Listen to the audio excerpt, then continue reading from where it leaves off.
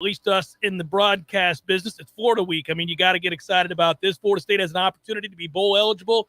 Man, we'll get into this at length in a moment, but just so you know, normal show today, some of the headlines tomorrow, Jeff Cameron show on Wednesday, no Thursday show for Thanksgiving, be back at it on Friday. So an opportunity to do pretty much a normal week as we get set for a rivalry game against Florida that has new implications. Always a big deal, but it's especially a big deal now as we look at what Florida State has done with the second half of this season.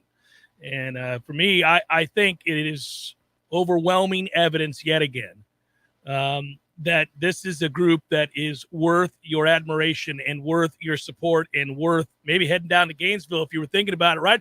I hear you can get tickets on the open market pretty easily right about now. Probably something that maybe you pull the trigger on if you hadn't made a trip down to Gainesville over the years. This might be one to be in attendance for, as these are two programs moving in opposite directions as Florida State remained invested. Let's talk big picture, shall we, with the win over Boston College. Obviously, Florida State could not have started this game any better. They go up there and absolutely dominate the first half in a way that is overwhelming. Boston College did zilch in that first half, and it was because of Florida State's front four and really a great offensive script to start the game. Everything about the way this game started answered the questions that we had before the game. And the questions that we had going up to Chestnut Hill to take on Boston College was, can you extricate yourself from the euphoria and the moment, the feather in the cap, the signature win over your rival in taking down the Hurricanes? You're an underdog in that game. You come back late in that game, so it's dramatic in every way possible. It's emotional, and you get that victory that gives you a chance now over the last 2 weeks of the season to perhaps fight all the way back from 0-4 to get to bowl eligibility. But you wonder that lingering sense of satisfaction of having accomplished something. Is that something you're mature enough? I at the time I described it the way they do in professional football. You know, can you go make a business trip?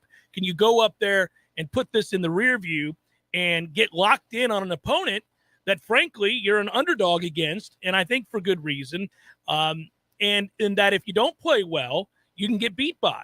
And we wanted to know, would they be able to do that? And my prediction was 34-20 Florida State.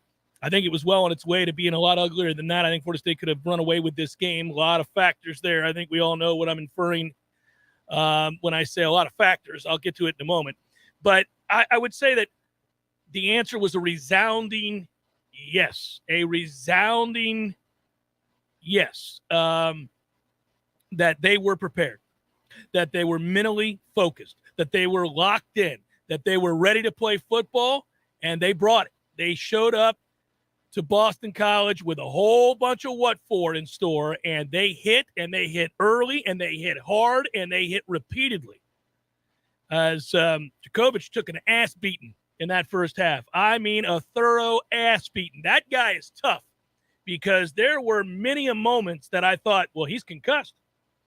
He's got to be concussed. His head bounced off that turf so many times in the first half, you'd have thought it was a basketball game, and his head was the ball. It was beautiful. It was beautiful. I found myself just salivating. I was sitting there yelling, hit him again. Step on his hand. Oh, I was feeling it. And so it was glorious because that is how you come out and establish and set a tone. And, again, to his credit, that young man kept fighting and did not have his best day at the office, to say the least. But nonetheless, he was there. He was surviving long enough to keep his team in the game. And as we saw in the third quarter, some things would transpire that allow that to happen. So at the end of the day, you get up there and you do establish yourself, and you do end up, announcing your presence with authority. And then some weird things began to happen. And it was so frustrating to watch officials. I think, I know what a lot of people insinuate, infer, or say directly, especially in the throes of getting absolutely jobbed time and again on calls. It leads one to, I guess, think that the fix is in or that there is some sort of malicious intent. I don't think it's that. I think it's incompetence. I think it's gross incompetence. I think it is time and again proof that this league has got to do a better job with its officiating crews. We've seen this. We know this. It's in my mind, when I watch a ton of college football, not just because I love the sport just like you guys do, but I got to talk about a lot of teams for the college sports book. I've got to go through and talk to people in other regions of the country who cover teams from around the country and other conferences. And I'm telling you, it does not feel like there is any group more incompetent as a league than ACC officials. And what's upsetting is I think this group, and this is the second time I've seen this, they got caught. It happens in basketball a lot. If you watch a lot of basketball, you know that because the game is so quick, a lot of times guys blow the whistle and make certain assumptions about what's about to transpire. So it's sort of bang, bang. They think this guy's about to charge, but they don't realize he's got body control, otherworldly body control, and they blow the whistle and they've already called the charge. And yet in the moment you realize it, when you see it, it's not. And they can't go back and undo it. So you ought to wait for the actual act to happen before you throw the flag in this case. They got caught throwing flags for things they thought they saw, but not things that they actually saw. And it started right from the beginning with Jordan Wilson. I mean, you're going to call offensive pass interference because you looked up and saw a defender in the area stumbling, not because you saw Jordan Wilson push off. Not because you saw him commit the foul you're about to call him for, but because you think that's what happened. You think, oh, that guy's wide the hell open, and that other defender is stumbling. He must have pushed off. I better throw the flag. Yeah, that's not how it works, my man. That's not how it works. You can't make those sorts of assumptions. And it started right then and there from the jump that that's what they were going to do. And you saw it time and again. The rest of the afternoon, well, I think he's probably interfering. Well, he's going to interfere. Threw the flag. It's not interference, my man. It's not. And you saw a lot of that, too. Think about the kick-catch interference call there. And, I mean, they allowed a kid to sell it to him. The guy who throws the flag isn't even in position, first of all. Secondly, he throws it solely because the kid looks at him and puts his arms up. Man, again, assuming some things that you didn't actually see is not the impetus for throwing a flag. And we see it all the time. Schools, look, any sideline play, the entire bench jumps up and flips out. And officials time and again throw that flag, assuming there must have been something. Now, I may not have seen anything. It may look worse than it is because they're sliding 10 feet out of bounds on the opposing bench, and I'm worried we're going to have a problem. So I'm just going to go ahead and throw this flag. It's the same with the targeting calls all the time, too. It's insane. They've got to revisit this rule. It's a bastardization of football. It's an overreach in football. You're kicking kids out of games for nonsense. You're assuming intent. You're asking officials to do that. It's nuts. I mean, if you're Robinson, there's a real good chance you're going to get trucked on that play if Djokovic doesn't decide to slide. And you can't know in an instant that that's what he's going to do. He's a big guy. You're not nearly as big. You're going to go low immediately. Low man wins always, so you're going to go low. You begin the process of getting down because you don't want to get trucked. And we've all been trucked if you played football. It sucks. It's embarrassing, and it hurts. So you get low. And now at the last second, my man wants to slide. Okay, this is what we're doing here? And you're going to throw me out? Yeah, I'm with you. I'm not going to spend the rest of the day on it, but it was atrocious. And obviously, you've got to send those calls. You got to send those plays to the league office. It nearly cost you the game. Now, BC did make some nice adjustments, but again, I want to talk about how you go up and play a football game and put yourself in a position. We all know, in all likelihood, they probably should have romped in a big way. A more mature, a deeper, more talented team probably does. I'm not knocking us here because I do think some of what allowed BC to be in this game is the aforementioned officiating. But I will say that when you have a depth of talent and size and speed in which you can overcome penalties, we see it all the time. Some of the best teams in the country are also the most flagged. Then you overcome it and you end up running away and hiding in the way that we wanted to. This should have been a rocking chair game. But what it does tell me is that Florida State, and again, not getting bogged down with all the calls, which we have talked about, and I think most of the weekend all of us have vented to varying degrees. But there's a physicality that this defense is playing with now that they weren't earlier in the season, and they're in position. They make plays. They fight. Negative plays do not affect them for the next play and the play after and the play after that. They pick themselves back up. They're relentless. And at the end of the day, you got to make a play. You got to survive the trek. You've got to find a way with your back up against it to get a stop. And they do again. And they did that against Miami late. They did it against Syracuse late. They did a lot of things that show their guts. And they're eminently likable because of it. And now, after a disastrous 0-4 start, there they sit with an opportunity to go bowling if you can beat a Florida team that obviously – to say they're going through a spate of adversity is putting it mildly. They fire their coach. I'll get into that in a second. It's also a reminder of how quickly things can change. Andrea Adelson tweeted it out over the weekend. The most stable team in the state is, you guessed it, Florida State University. Who would have guessed it after an 0-4 start? You think about losing to Jacksonville State. You think about where Miami's program was thought to be going into the season. Think about where Florida was to start the year, this close to beating Alabama, rising in the ranks to up to number 10. They're on the cusp of, perhaps challenging Georgia in the East. Everybody's starting to think, okay, well, they've got in the wings an elite quarterback. They've got a season on hand here that should net them 10 wins. And just like that, fast forward barely a month and a half, and that dude is out on his ass, and they're 5-6 and scrambling. It's crazy how quickly it all changes. And it's why from week to week, you got to read between the lines. You got to, it's a little bit less about the standard result. Results matter. I mean, when you're 0-4, it's certainly, when you're 0-4, those results are real. They're palpable. You were there. You saw them. They elicited those emotions. It does suck. It does count. Yeah, it's true. But you kind of constantly want to weed through all of that beyond just the results and say, are they getting better?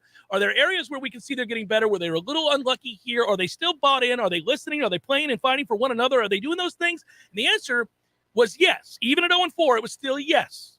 It remained yes, time and again.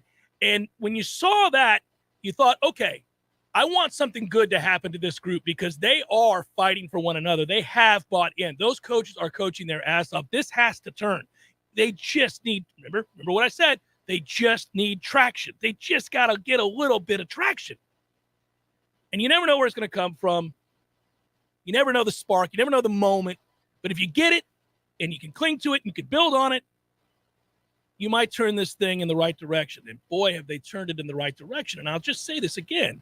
I want to beat Florida as much as anybody. Of course you do. You want to end these losing streaks. Imagine it. At the end of this year, if you go down to Gainesville this weekend and you get that win, you sweep your arch rivals in the state. You're in a better position from a recruiting standpoint than either of those two schools. You started 0-4 and you'll be 6-6. Yes, you'll be the most stable. You'll have the most amount of momentum. You're going to sign the best class in the group, and you have a chance going into the next season with real belief to try to get to 8 to 10 wins, and we're on our way. And it already feels like it, doesn't it? It already does. This turnaround from 0-4 to 5-6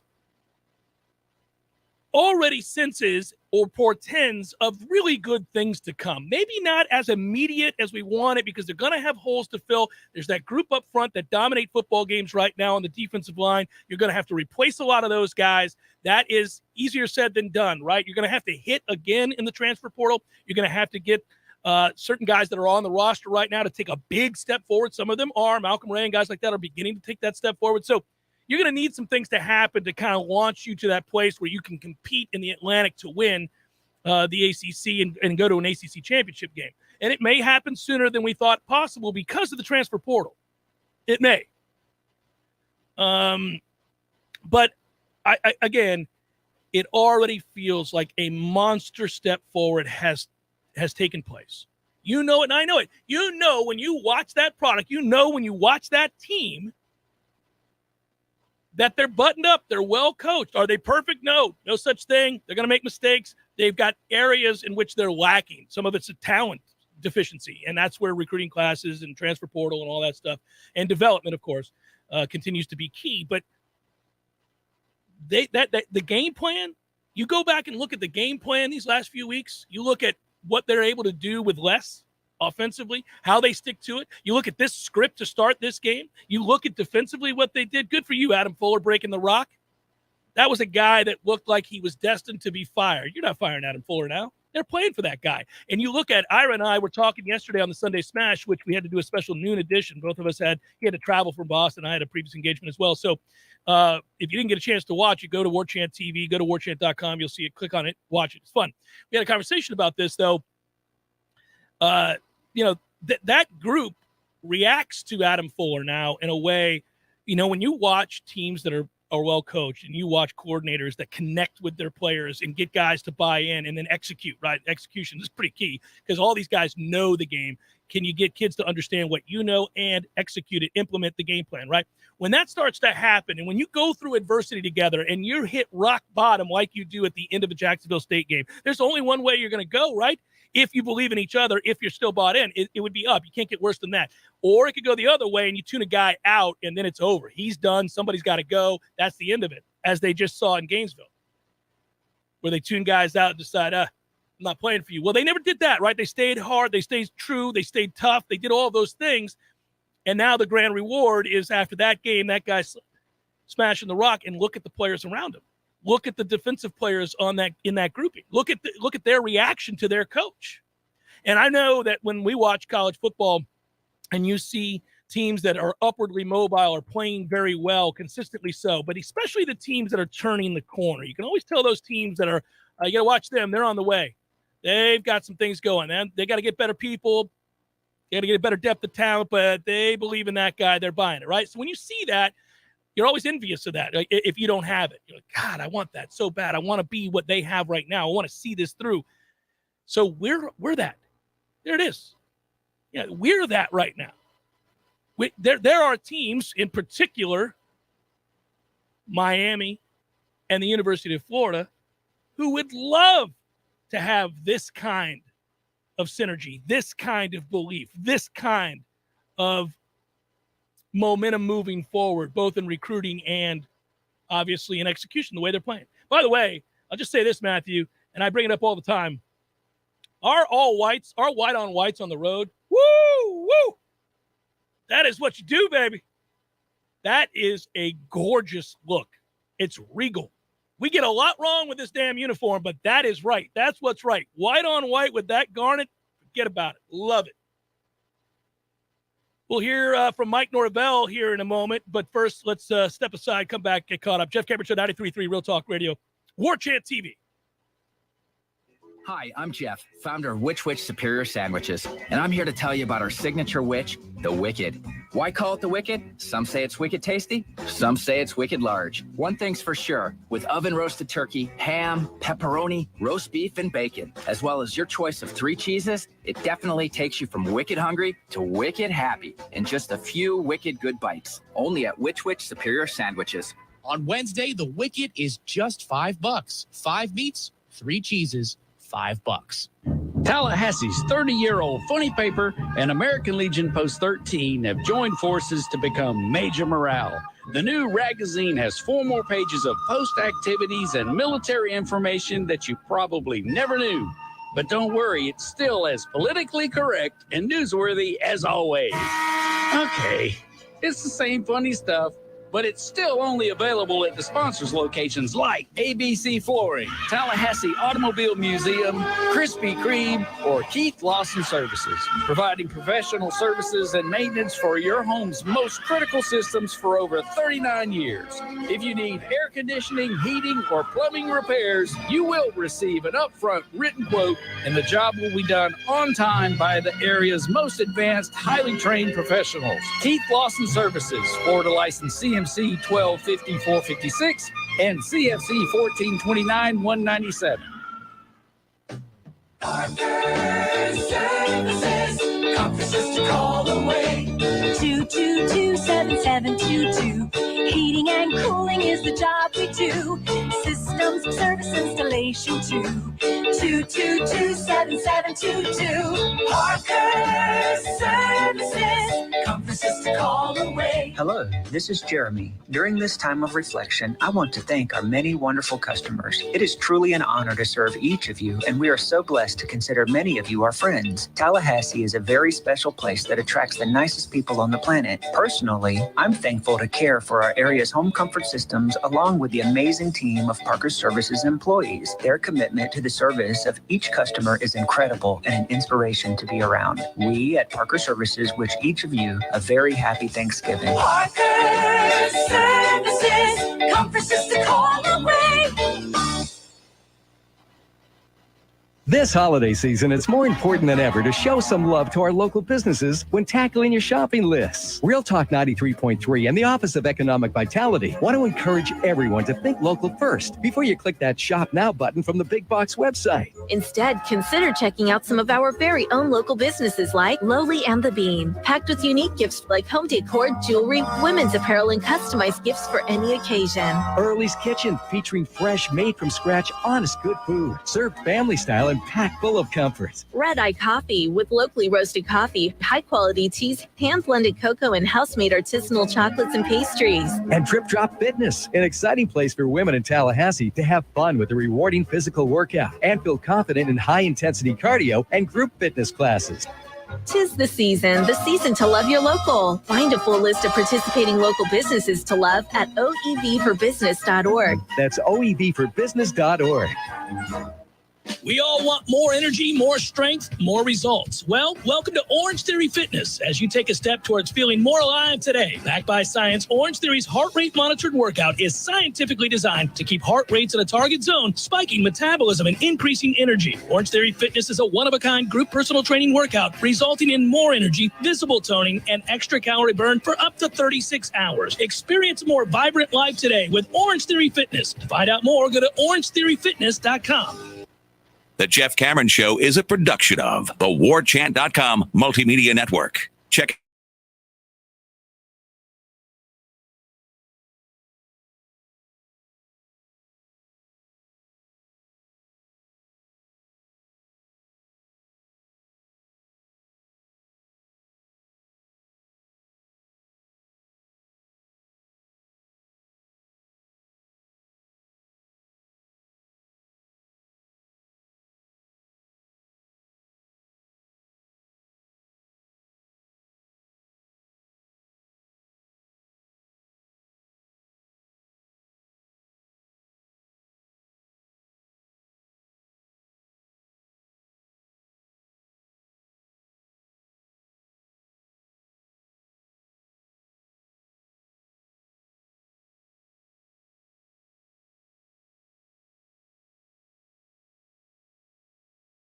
how you arrive at your destination. All of it plays into that. And if it were to happen, I think we would embrace this bowl at a level that we embrace some of the New Year's Day bowls, right? I mean, it's it's amazing to think about. It's such a likable team. Even some of the guys that have had less than flattering moments, where they've perhaps not been at their best, or really there was a matchup that they didn't live up to or were incapable of winning. Even those guys are guys that you like because the fight's there, because the effort's there, because they care. Sometimes if you're just not good enough, you're not good enough. You see guys get whipped. See any tackle in the ACC attempting to block Jermaine Johnson.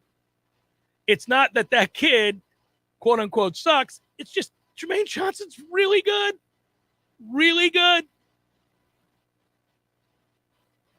Ryan, we will roll on over to the Shreve, baby, if that's where we end up. I will make my way to Shreveport, and I never thought I'd say that. Never thought I'd say aloud. I'll hop in the car, babe. Head over to Shreveport. Do it up.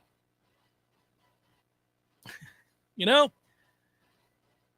we play Coach Norvell, I just want to tell you it was a good weekend for yours truly.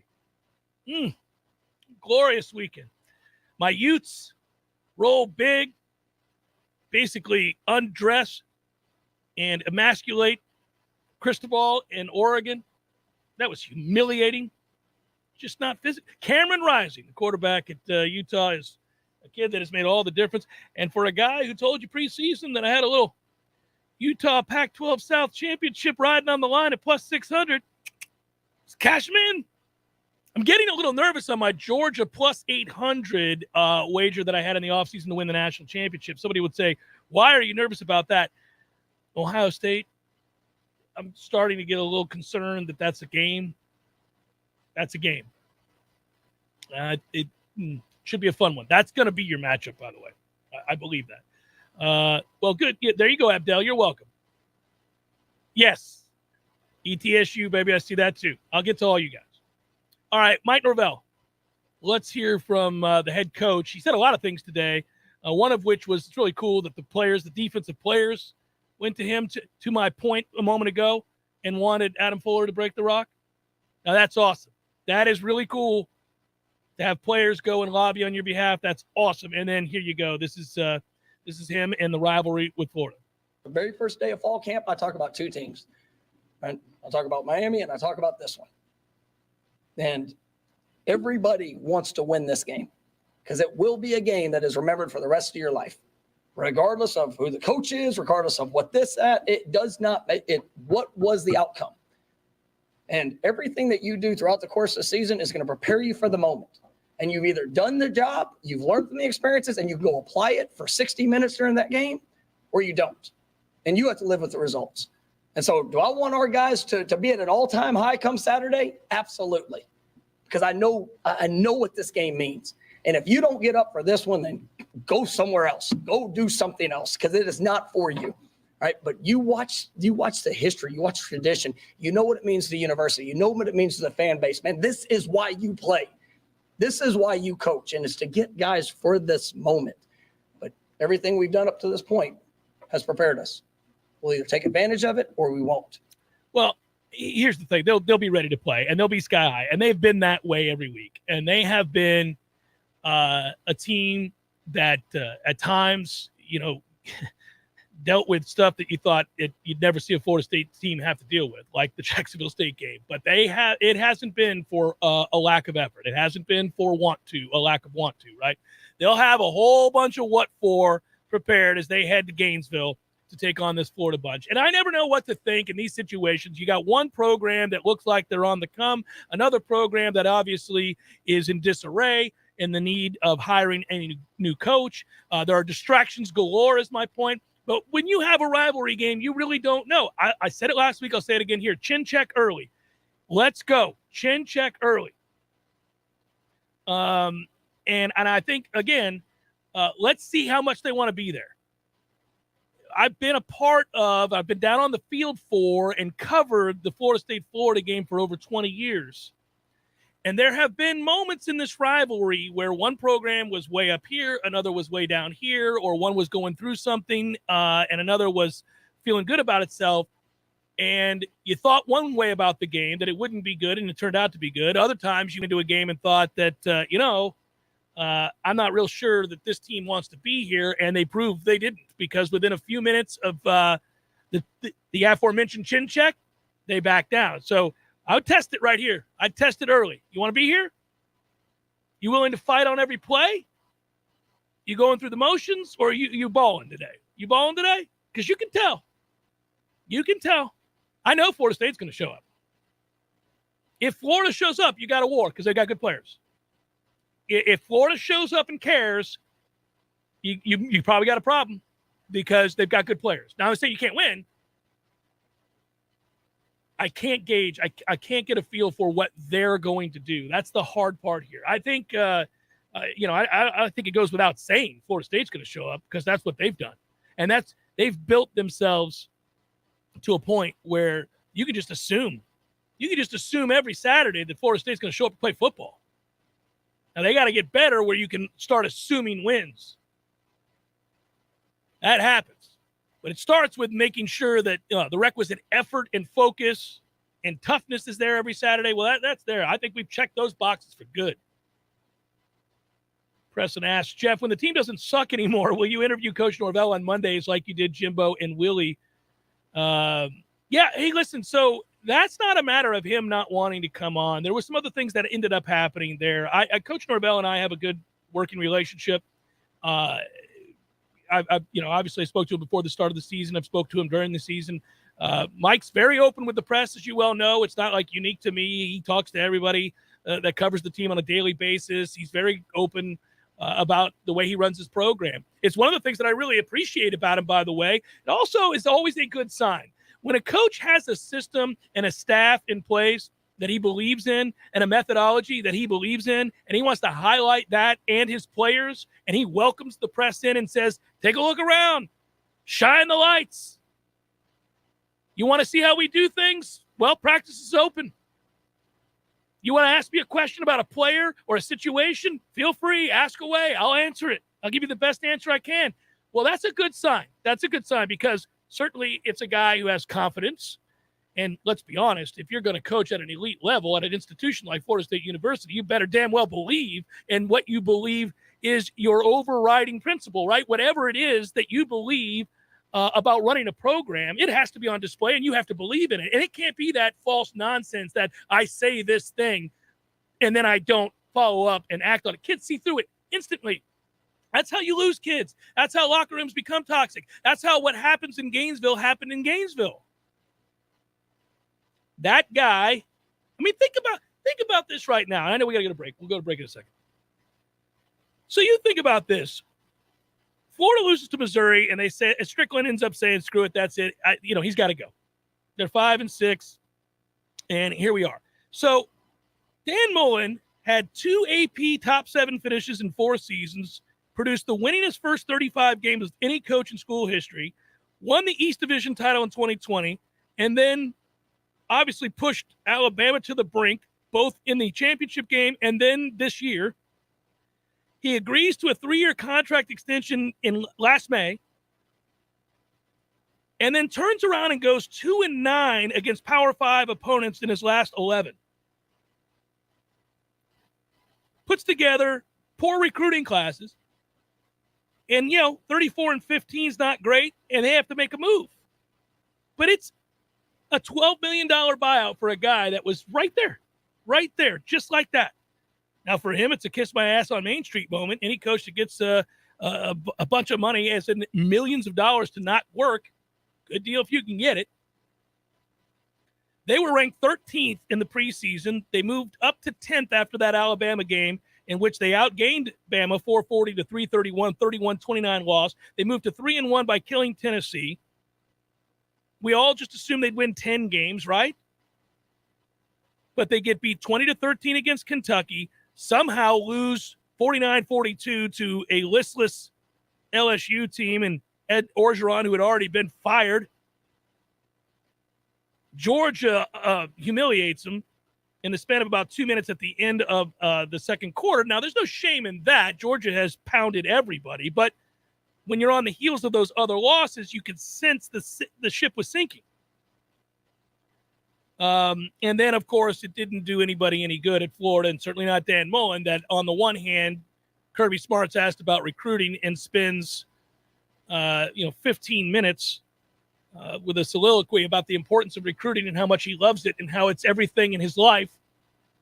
And then Dan Mullen's over here like, recruiting. We'll get to it. It's not recruiting season, buddy. What? It was like in that moment, the die was cast.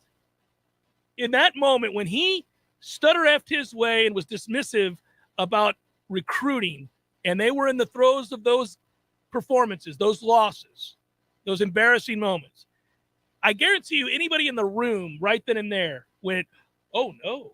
Well, we're done here, guys. That's going to be about it. That's going to be about it here. That's a wrap. My man just fired himself at the dais. Just announced to the world, I'm out, guys. This recruiting game ain't for me. Good. Have a good one, you goofball. Jeff Cameron Show, 93.3 Real Talk Radio, Warchant TV. Looking for a great deal on fast, reliable home internet? Switch to Xfinity for a great low price of $20 a month for 12 months with a 1-year contract. Or, did you You know, you may be eligible to qualify to get free internet for a limited time through the Emergency Broadband Benefit Program. That's right. You could qualify for free internet and get equipment included at no extra cost while this temporary program lasts. That's incredible savings on fast, reliable internet. Visit Xfinity.com/free to learn more. Ready for even more value? Add Xfinity Mobile, and you can save up to $400 a year on your wireless bill. Go to Xfinity.com, call 1-800-XFINITY, or visit an Xfinity store today. Requires paperless billing and auto pay with stored bank account. Ends 12/31/21. Restrictions apply. New Connect Internet customers only. Equipment, taxes, and fees extra and subject to change. After term, regular rates apply. Compares optimized pricing of top carriers. Xfinity Internet required. Your local news now. Authorities in Bainbridge are asking the public for help in locating a man accused in a double homicide earlier this month. 22-year-old Donovan McCrae is wanted for the shooting deaths of Anthony Crosby and Destiny Young. The initial shooting incident occurred November 4th at Sims and Powell Streets. In addition to McCrae's arrest warrant, BPS issued warrants for 20-year-old Darren Borden and 20-year-old Ronnie Thompson. Anyone with information should call 911 or BPS investigators at 229-248-2038. Thanksgiving is a few days away, and organizations like Project Annie are getting ready to serve hundreds of meals. CEO and founder Annie Johnson has served holiday meals in the community for 23 years. They plan to do it again this year with the help of donations and volunteers. If you are interested in donating or volunteering at Project Annie, you can give them a call at 850-222-6133. This is Rachel Lene with your Real Talk 93.3 local news update, brought to you by McEnmore Systems, Tallahassee's go-to Mac store. Check them out online at McEnmoreSystems.com.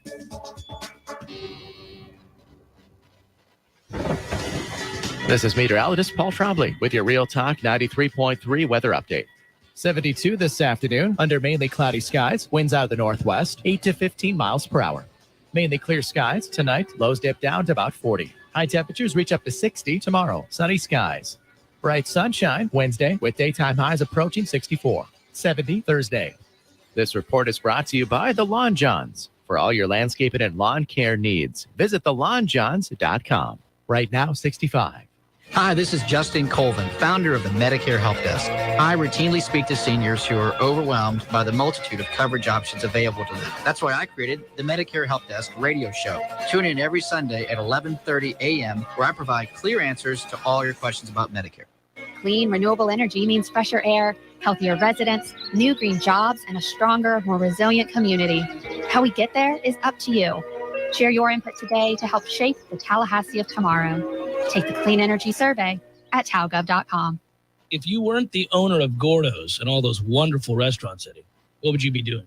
You know, I think I'd want to be I don't know what I'd want to be, a boat captain or a cowboy. You know how to use a lasso? No. You'd have to do that if you were a cowboy. Yeah, but I've never even been on a horse. It's not my place to be on a horse. I agree. And the horse thanks you. Gordo's, bringing the flavor and flair of Cuban food to Tallahassee since 1996. It's Congressman Michael Waltz on the Greg Tish Show. Good morning, Congressman. How are you doing? Hey, doing well. Again, just what you have to go through day in and day out. I don't know how you have hair left, or like Matty Rowe, just completely bald. Hey! Sorry. And the irony of it all, the progressives are the tail wagging the dog. This whole bipartisan White House is a joke.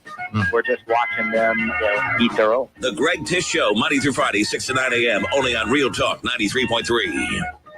The Jeff Cameron Show, brought to you by Orange Theory Fitness. 2 Tallahassee locations, Midtown on Thomasville Road and Northside in the Village Common Shopping Center. Online at orangetheoryfitness.com.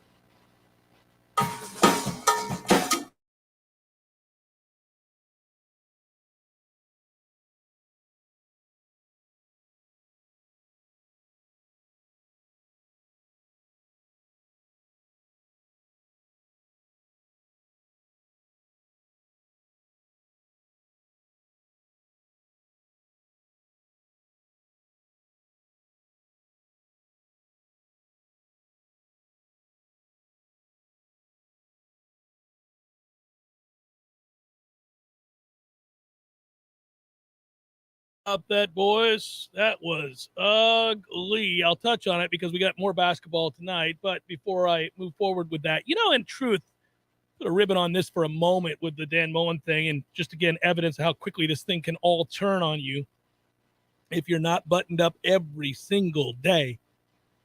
in truth, I think we could all admit that he was as good as dead. He was a dead man walking when South Carolina had a third-string quarterback drop 2 touchdowns on you for a 40-17 ass beating. That would have been okay, we're done here. That's the moment. That's a toughie. That's a toughie. So here we go. And they've had some decommits already. That's a beautiful thing. Let it happen. Let it happen.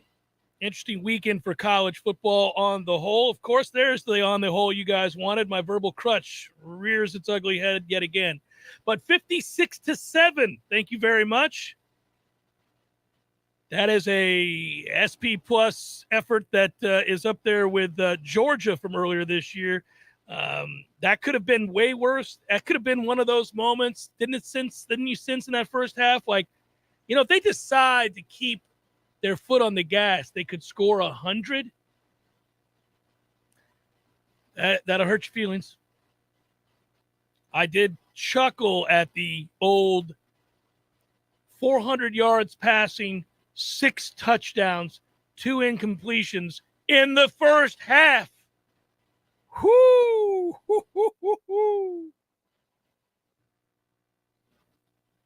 32 of 35 for the game, 5 for 23 yards or more, 432 yards passing, 6 touchdowns, all 3 of the Buckeyes wide receiver trio that makes for the best unit in the game.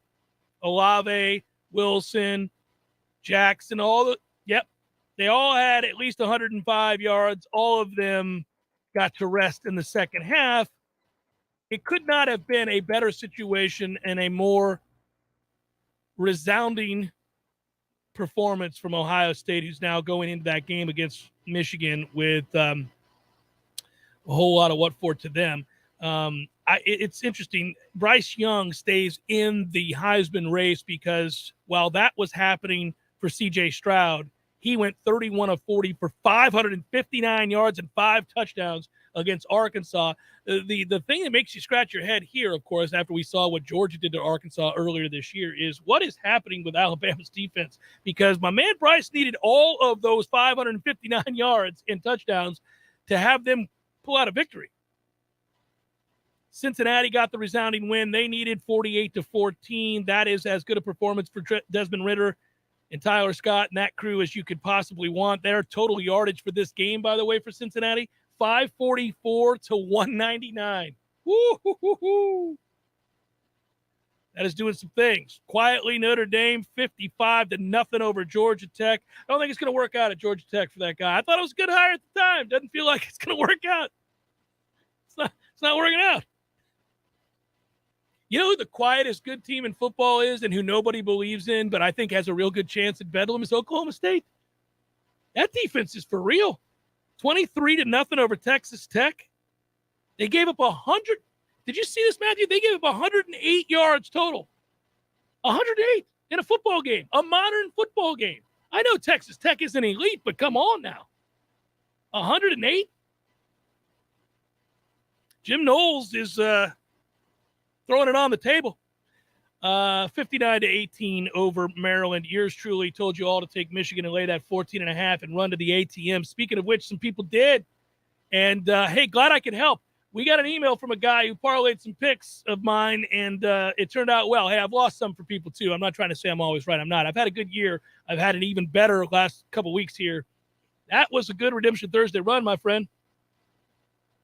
I'll tell you what, because you guys remember last week when I did the Redemption Thursday wagers, and I think you took me up on it. I did the 6-point teaser pleaser in the NFL, and we cruised with New England over Atlanta. That was no problem there. We got that on a Thursday night. Now, the second leg of that 6-point teaser pleaser, unless you forget, was the Baltimore-Chicago game. And so there I am on my computer, fresh off of having done the Sunday Smash on Warchant TV with Ira, and sit down, kind of reading, going through the fantasy football news of the day, and they announced Lamar Jackson's not going to play. And I went, well, you don't say. Is that not a running kick to the jewels? Let's see what we do here. And then that game played out that way. Woo-hoo-hoo. I've never loved a backup quarterback more than I love that young man. Baltimore gets the win in the last seconds.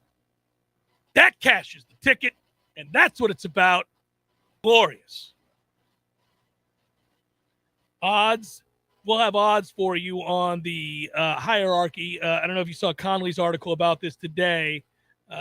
If you look at the hypothetical teams, their resumes that might exist 2 weeks from right now, where they might stand in the playoff pecking order, this was the guess from him, 13-0 Georgia. Georgia and Alabama have been the top two teams in the set of playoff rankings thus far. There's a chance the Crimson Tide will fall behind Ohio State, absolutely. After the way each team played this past Saturday, hypothetical wins over Auburn and Georgia would almost certainly bump them to the top spot, but they're not going to beat Auburn and Georgia playing the way they are. They'll beat Auburn. If Ohio State beats both Michigan and the Big Ten West champion by big margins, they'll sit at 2, one would think. You can move this thing all around. It's kind of fun. But it's Georgia and everybody else, and I think that the game you're going to want to see, or the game that we will see, ultimately, I think the game that we're going to see is Ohio State and Georgia. All right, I mentioned Florida State basketball. Got to stay with it here for a moment. If you missed it, and it's easy to understand how you could have, Florida State cruised in convincing fashion, 73-45. That would be the understatement. That was an undersized Loyola Marymount team. And the Noles really dominated on defense in this game. If you didn't see it, Florida State decided to go with a different approach. Leonard Hamilton decided to go with Ngom at the starting center position in the starting lineup. Naheem McLeod, Quincy Ballard off the bench, totaled 33 minutes. That's a lot different than the small ball we've been playing. And it paid dividends on the defensive end. It also freed up Malik Osborne.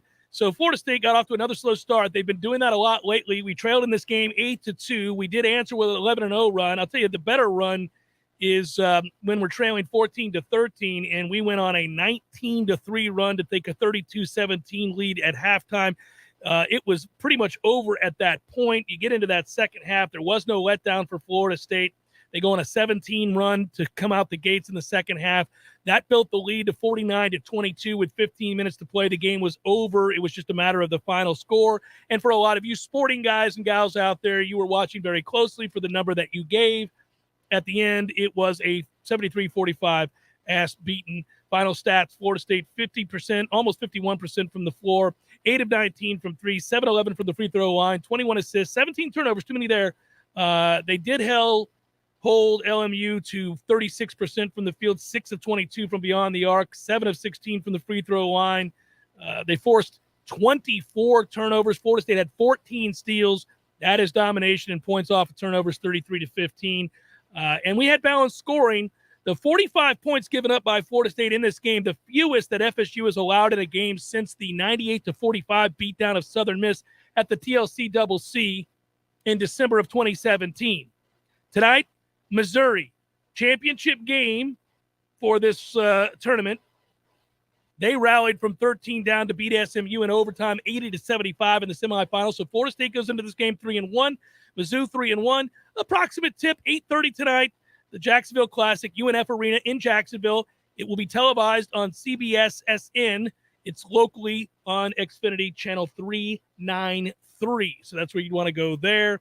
FSU leads the all-time series 3-1, and the 3 games played in the regular season between 77 and 81 season. Leonard Hamilton, by the way, a significant win, as you well recall, when Michael Porter Jr. was on the team in the NCAA tournament. He's now the starting small forward there in Denver, and Florida State ended up winning that game 67-54. They got out to a huge lead. At one point, we led 42-20. Remember that game? That was a weird game. We were dominating, and then all of a sudden it got close for a while. And you're like, what the hell is this? Don't do this to me. Why can't we have nice things? Can't I just have a rocking chair game for once? Next thing you knew, it was a 6-point game. We ended up cruising. And, of course, then we upset Xavier as who was a 1 seed in that tournament. We won 75-70 in the round of 32. So I always have fond memories is my point. Even though you wouldn't think of it as a customary rival. It's not, but when we played Missouri, I feel good about it. Especially for that performance. Man, there's just a glow. There's just an it's nice to cover a team that plays hard, is being rewarded for that effort, for that buy-in, for that passion, beginning to get more and more confident. You know, you see that play to play, down to down, quarter to quarter. You watch it. They really do. They play with a sense of belief that they didn't have earlier this year, and that's what I think buying in and getting up off the mat and getting after it does for you. Yeah, go Utes, James. That's right. They've cashed it. Man, come on in the win. I rolled over Vegas this weekend, guys. You like that gloat after you've had a tough one. Jeff Cameron Show, hour number 2, forthcoming. Stay with.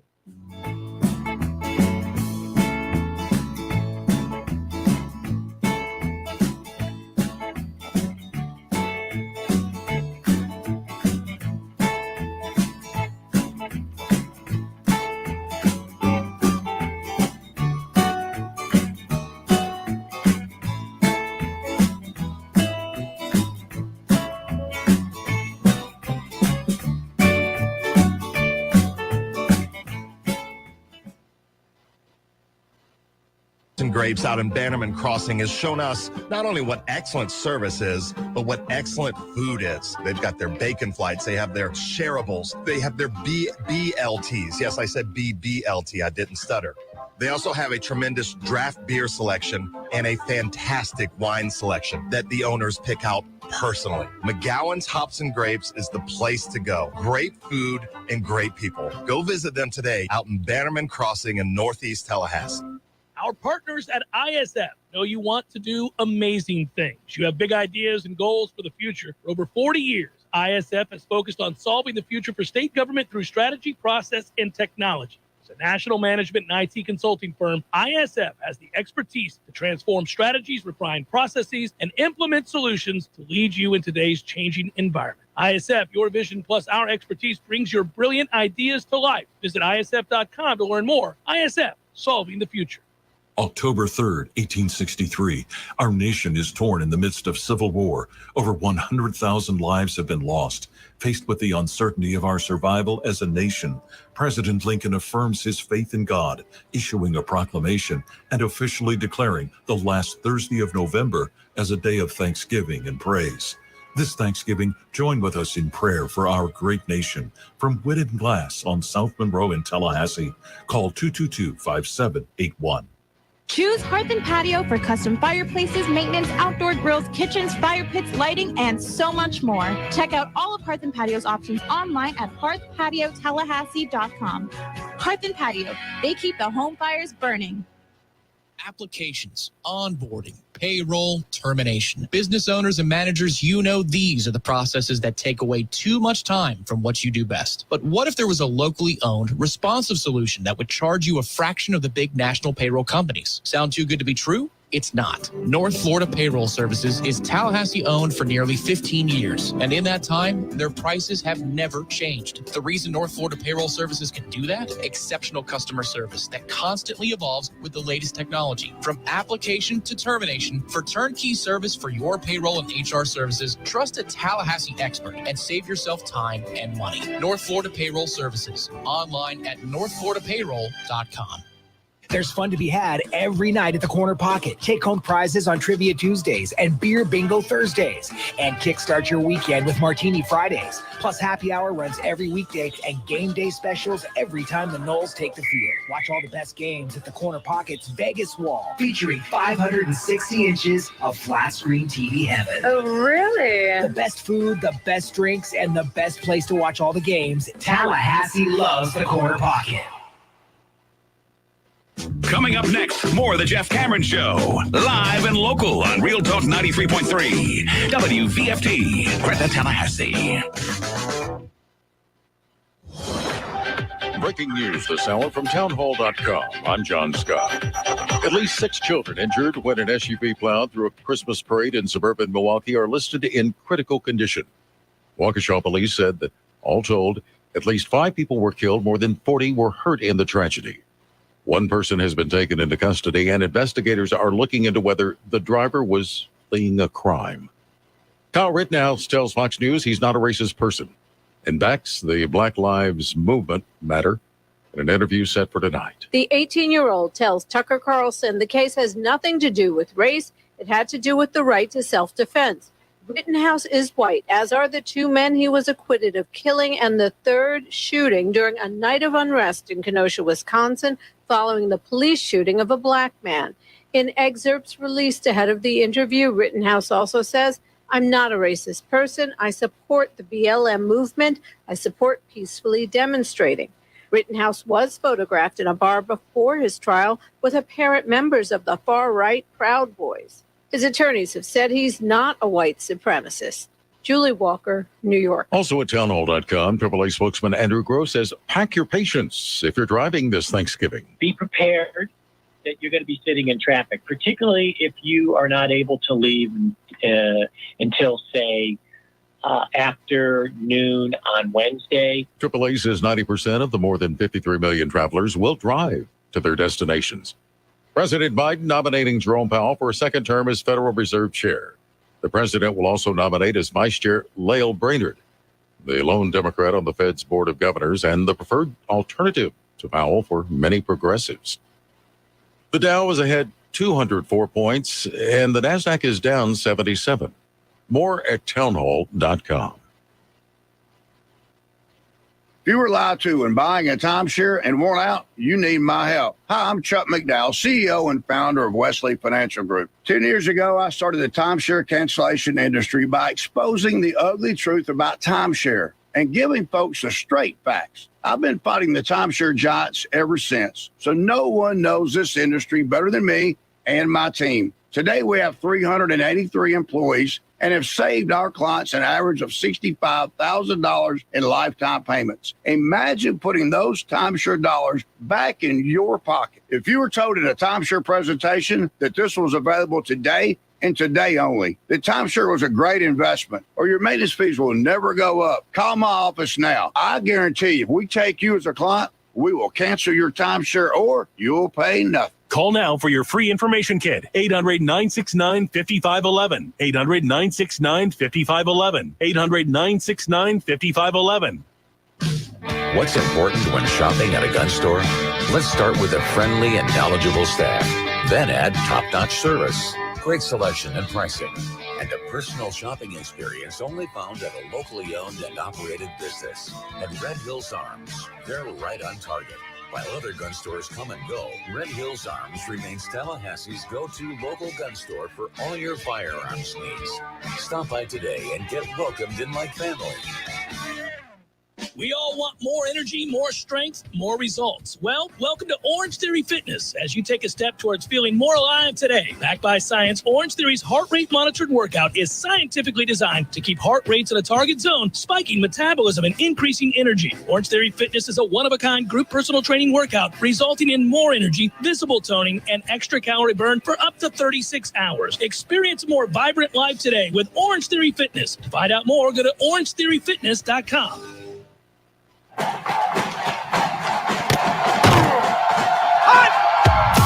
Broadcasting live from Florida's capital city, this is the Jeff Cameron Show, brought to you by Orange Theory Fitness on Real Talk 93.3. Now, stop what you're doing and listen closely. It's time for the Jeff Cameron Show in 5, 4, 3, 2, 1.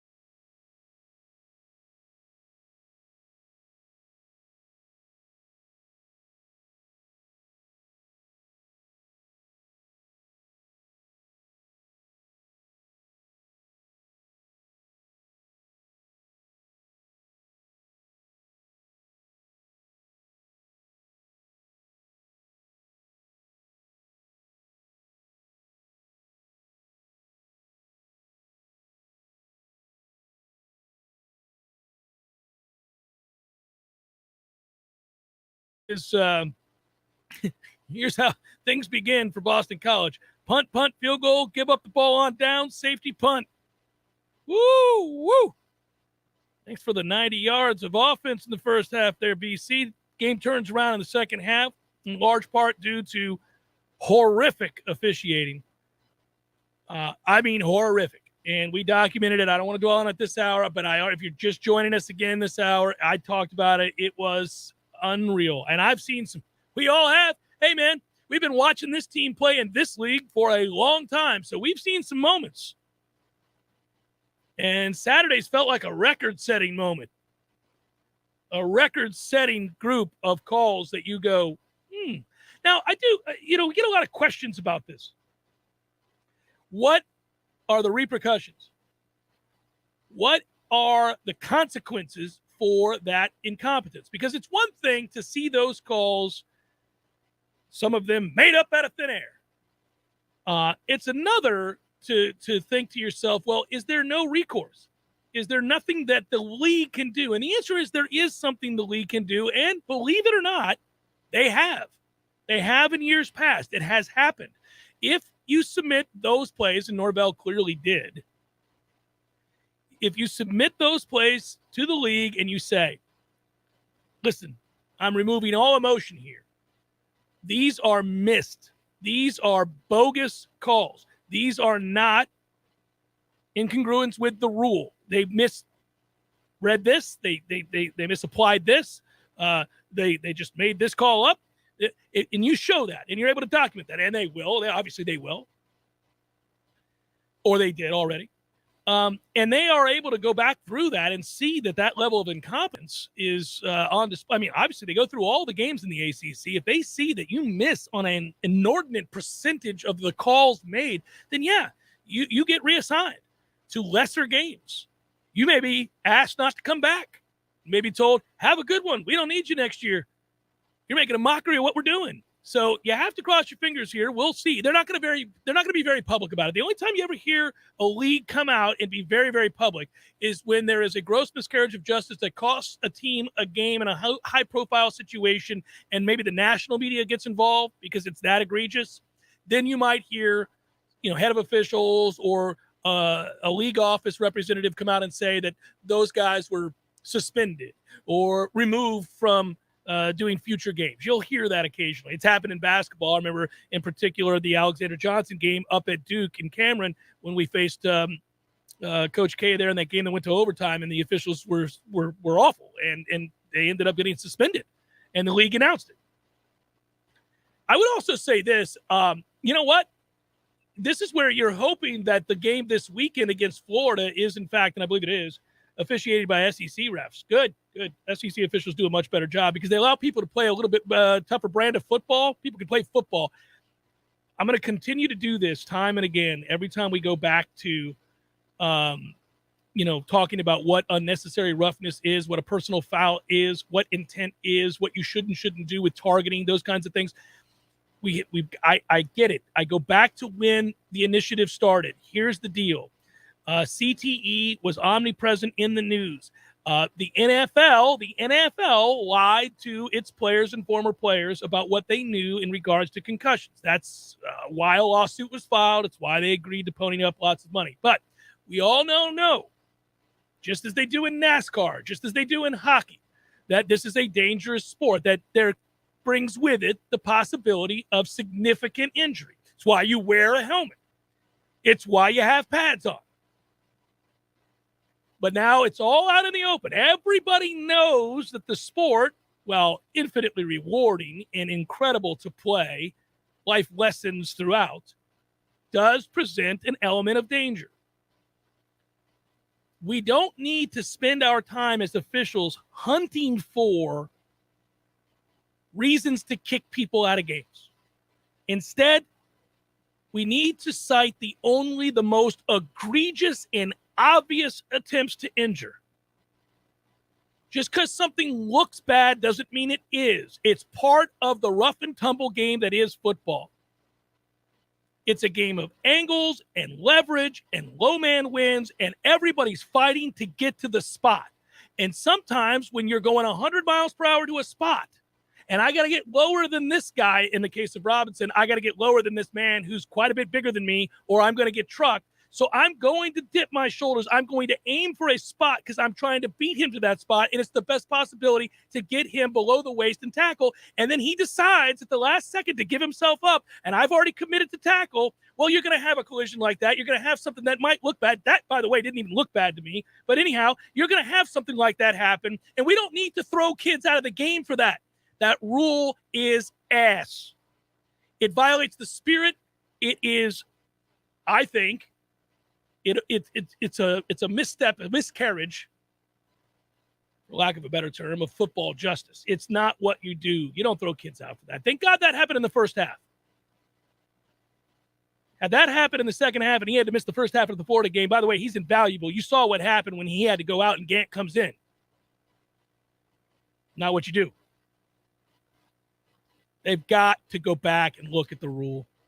Sometimes the officials in these cases, their hands are tied. Now, I'm not talking about the stupid stuff with the punt catch interference and that nonsense call, the Jordan Wilson play where he clearly didn't push off. The kid stumbled over his own 2 feet. They bumped into each other, but that official thought and assumed something he never saw, quite clearly never saw, and made that call. There were a lot of those kinds of moments. That's why you can still go back and really analyze just the gross handling of a play-to-play, down-to-down, quarter-to-quarter effort from these officials. I got you. But some of these calls where you see guys where they go back to the booth and they have to analyze this, well, the definition of what targeting is sometimes handcuffs them. I think they have to remove that too. I've said it before. I've said it for years. And in the beginning, when we were talking about this and they were trying to clean up football, quote unquote, I said, look, I'm not the guy. I'm not the get off my lawn guy. I'm not the old man who doesn't understand progress. I'm not the guy who's so set in my ways that I can't see some adjustments to the rules. I'm not that guy. I get it. I'm not a Neanderthal. You can make football safer. You can have rules in place that regulate certain aspects of the game and make it, clean it up. Say special teams. They already did it. See special teams, right? I got it. But at some point, you got to let them play the game. You can't affect the integrity of the game. If you do that, then we don't want to watch football. We don't want to play football. You're going to drive people away. Now, that hasn't happened just yet, but you see this in college football much more than you do pro football. Watch a pro football game. There are tackles on every series of downs for a team that in the college game would be considered targeted. Oh, I mean, how many hits do you watch in pro football where you're like, oof, in college, that guy's gone? I mean, every time I watch a pro game, I go, because you're fresh off of watching on Saturdays. You're fresh off of watching on Saturdays, and what are you doing? You're tiptoeing. You're scared to death to hit anybody. You watch a pro game, bitches get hit. It's on. And refs are like, yep, it's football. Because it is. It's just football. That's why we're wearing the helmet. The Keir Thomas non-sack, where he's got him, where he whoops his man yet again and gets to the quarterback. And Djokovic is dead in the water. And he lets him go. He lets him go. That is the direct effect of over-officious jerks like that crew on Saturday. That's a kid who thinks, well, we probably, if I bring him to the ground, they may throw a flag on me. Also, I think quarterbacks, James, you're on it. Quarterbacks, and we were the benefactor against Syracuse. That's how good an athlete Jordan Travis is. But what happened on that play against Syracuse is he's running towards the sideline. And that tackler rolls up on him and thinks, well, he's probably going out of bounds. And if I hit him, it's 15 and they're in field goal range. I'm going to leave him be because he's going to go out of bounds. But Travis is such a good athlete. He stopped on a dime and cut it up and stole an extra 20 to 30 yards. And that's because we've done what we have to affect the integrity of the game. And these kids can't play it for fear that they're going to get penalized. Any sideline thing, you see it all the time. But you see it in the middle of the field in a game like this. You see it in the middle of the field in a game like this where they've decided, well, that seemed a little rough to me. I'm going to have to throw the flag. That's also part of the problem, man. Anything that looks violent initiates a flag. I mean, somebody gets blown up. By the way, sometimes in football, guys lack awareness, or they don't see a guy, or there's a suddenness to a player. and they trigger before you can get around, and you turn around, they've already triggered, you might get lit the hell up, and it may look ugly, but it doesn't have to be illegal. It doesn't have to be a penalty just because somebody got destroyed on a play. That's the nature of football. That's a toughie. We've all been blown up. See, this pisses me off. I ended up doing what I said I wasn't going to do.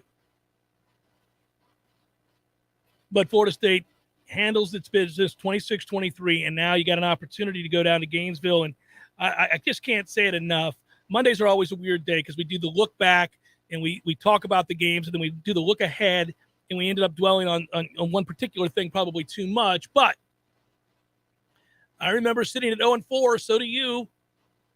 I remember thinking as we were talking about it on this show, on Seminole Headlines, on Wake Up Warchant, well, what if they go 2-10?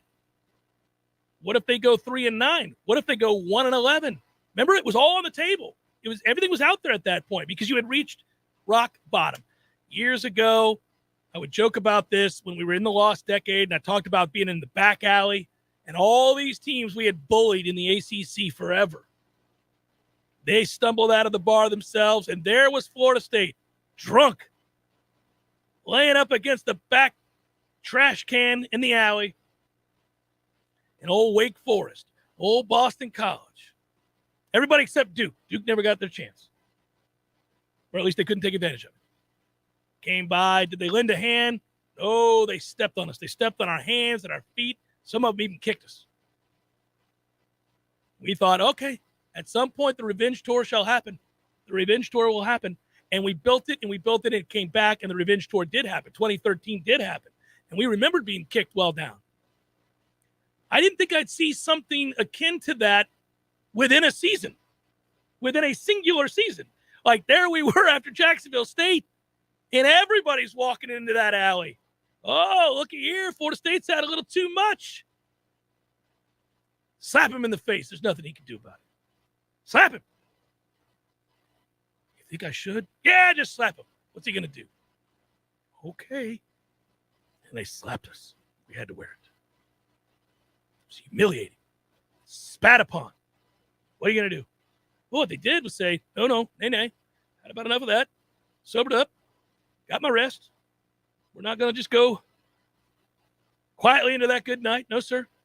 They fought, and they fought, and they fought, and here they are. They're a game away, guys, from sweeping the state, from going 0-4 to 6-6, and going to a bowl and winning, most importantly, the recruiting battle. All within one singular season. That is so cool. Whew. It's, the feeling you have. That's pride. It is. This is where, I can be completely unobjective and just be a Nole here, right? That's pride. That's what that is. Those hugs that we shared at Doak Campbell Stadium, Bobby Bowden Field after the Miami game, that was pride. That was relief. That was joy. Think you'd be seeing joy around these parts after 0-4? Think you'd see a situation where the team you're about to play just fired their coach before the end of the season, and the one that's not fired just watched his AD get tossed in some big stupid town hall meeting in which they announced they're going to give $20 million more to the football program? Good luck, guys. Okay. No, that's where we're at. That too brings about joy. Jeff Cameron Show 93.3 Real Talk Radio, Warchant TV.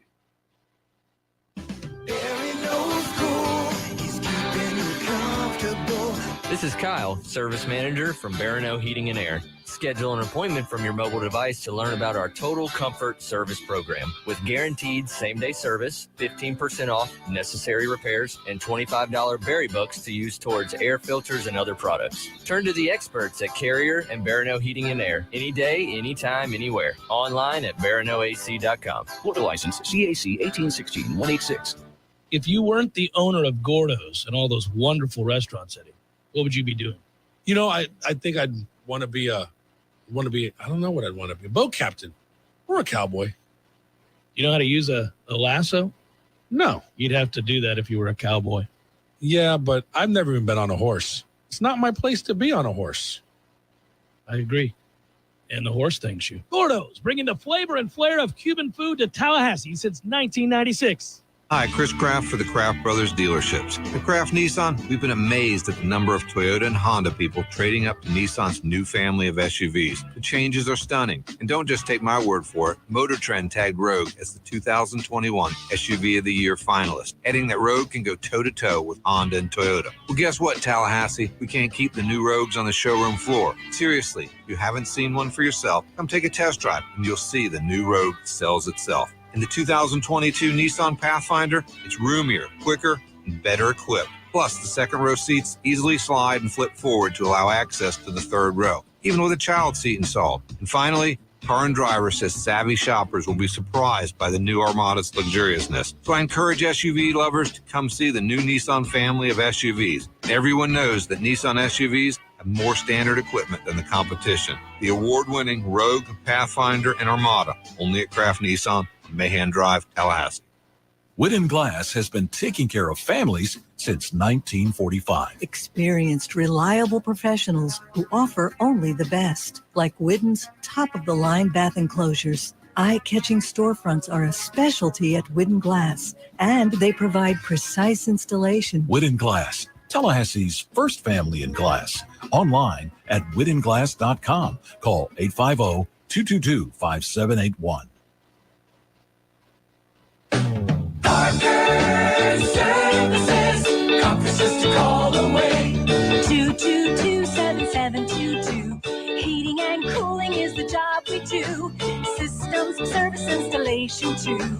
222-7722. Parker Services, conferences to call away. Hello, this is Jeremy. During this time of reflection, I want to thank our many wonderful customers. It is truly an honor to serve each of you, and we are so blessed to consider many of you our friends. Tallahassee is a very special place that attracts the nicest people on the planet. Personally, I'm thankful to care for our area's home comfort systems along with the amazing team of Parker Services employees. Their commitment to the service of each customer is incredible and an inspiration to be around. We at Parker Services wish each of you a very happy Thanksgiving. Parker Services, conferences to call away. We all want more energy, more strength, more results. Well, welcome to Orange Theory Fitness as you take a step towards feeling more alive today. Backed by science, Orange Theory's heart rate monitored workout is scientifically designed to keep heart rates in a target zone, spiking metabolism and increasing energy. Orange Theory Fitness is a one-of-a-kind group personal training workout resulting in more energy, visible toning, and extra calorie burn for up to 36 hours. Experience a more vibrant life today with Orange Theory Fitness. To find out more, go to orangetheoryfitness.com. The Jeff Cameron Show is a production of the Warchant.com Multimedia Network. Check out Warchant.com today for the latest news inside Florida State athletics. That's Warchant.com. Now, back to Jeff on Real Talk 93.3.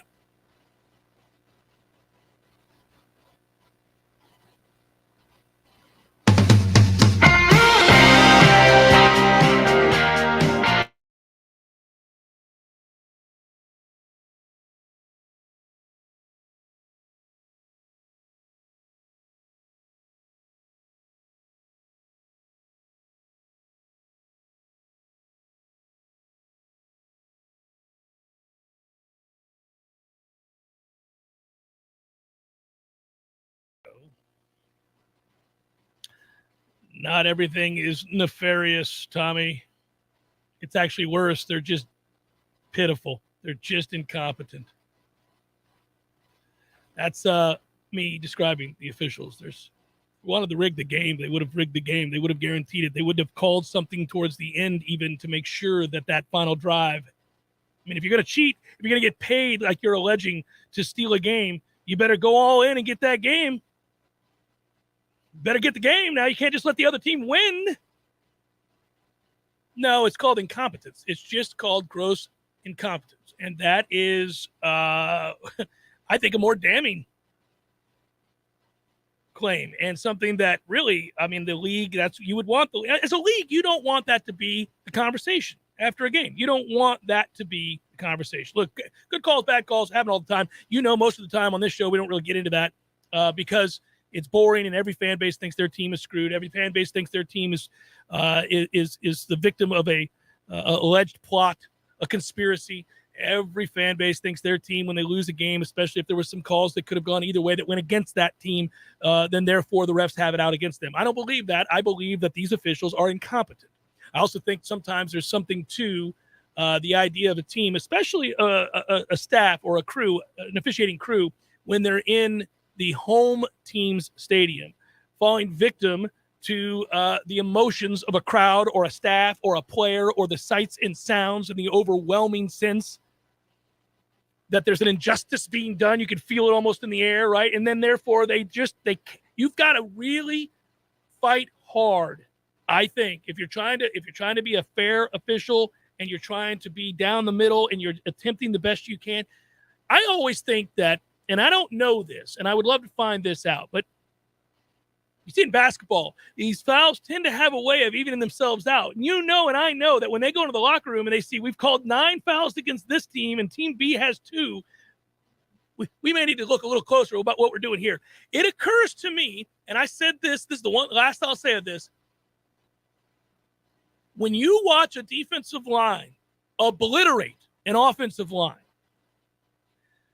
if you're an officiating crew, now listen, a lot of these guys, former players or coaches themselves, they have a passion for football. Most of them understand the game, obviously. They've dedicated their lives to being involved in the game, so much so that they want to officiate the game. They want to be a part of it. They want to be around it. They want to do this, right? Who wants to subject themselves to the kind of ridicule that officials go through unless they love the game, right? So, okay, I'm going to give them the benefit of the doubt. They love the game. They played the game. They watched the game. They coached the game. All right, fine. Now they're officiating the game. So, given that backdrop of knowledge, if you're watching a football game and you see a physical mismatch, that could be an individual player like Jermaine Johnson whooping an offensive tackle's ass repeatedly. It could be the entirety of a group like the front four for Florida State did against Boston College in the first half of that game. It was a clinic of get you some, you're not good enough, I'm going to dominate you physically, play to play. I'm going to live in your backfield. I'm going to pound your quarterback. And that's the kind of party we're going to have here. That's the kind of fun and games we're going to have here on a Saturday. Now, you're an official. You watch that. You see that. You see the overwhelming dominance of a group. What you ought not do is run to make it even. What you ought not do is side with the underdog, right? What you ought not do is try to benefit the guy that's got the mismatch, right? David and Goliath, don't do that. Don't go run into David. Understand Goliath's having his day. Sometimes that's the way it works. That's when you, as an official, have to say, man, they got to recruit better around here because they're taking an ass kicking today. This is going to get ugly. They're going to get that kid killed. You know what I need to watch for? You know what I need to watch for now, knowing that Goliath lives over there and resides with this team? I need to watch for all of the holds that I'm going to see in the second half because Jerkovich is going to die if they don't start holding. And what did BC do? Start holding. And what did they not call? Holding. Not once. No.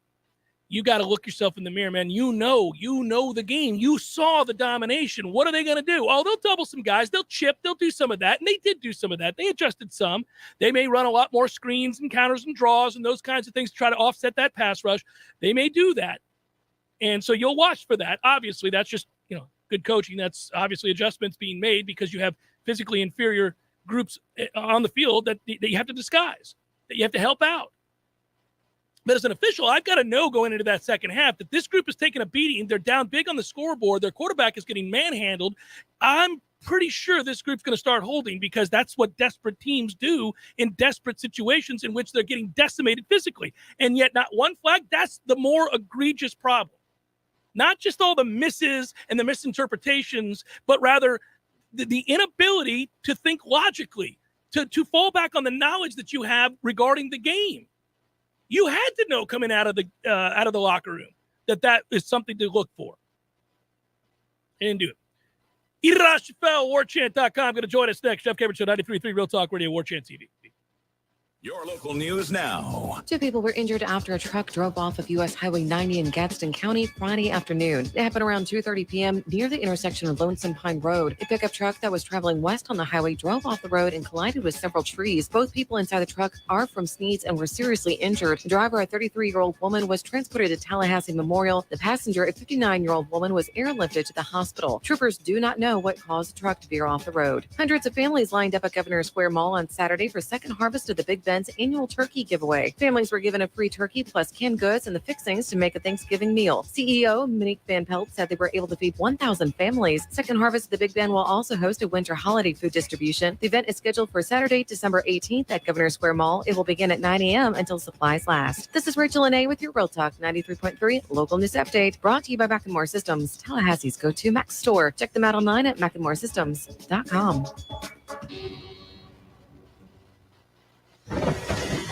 This is meteorologist Paul Trombley with your Real Talk 93.3 weather update. 72 this afternoon under mainly cloudy skies. Winds out of the northwest, 8 to 15 miles per hour.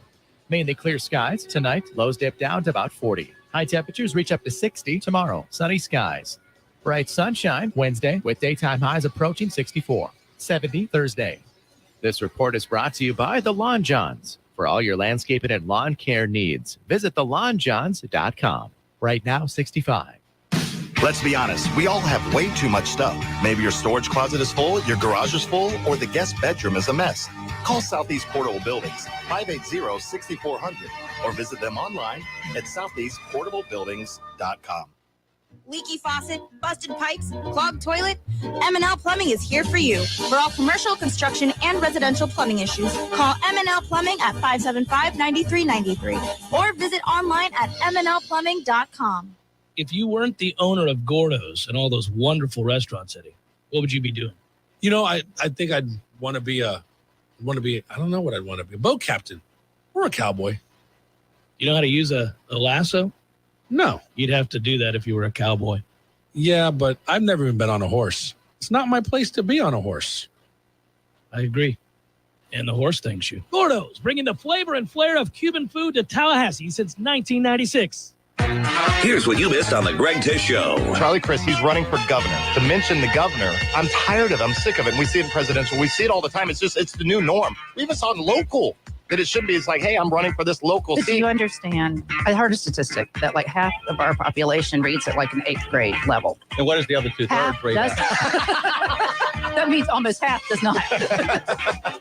You're right. The Greg Tish Show, Monday through Friday, 6 to 9 a.m., only on Real Talk 93.3. The Jeff Cameron Show, brought to you by Orange Theory Fitness. 2 Tallahassee locations, Midtown on Thomasville Road, and